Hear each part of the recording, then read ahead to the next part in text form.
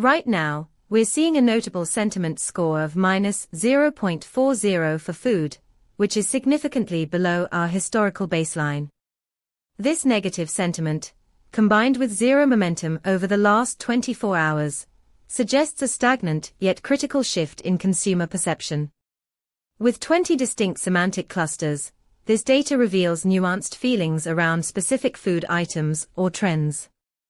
You can leverage our API to get real-time insights and understand the underlying factors driving this sentiment. For instance, if you're developing a recommendation engine for a food delivery service, this data could help you adjust your offerings based on shifting consumer preferences.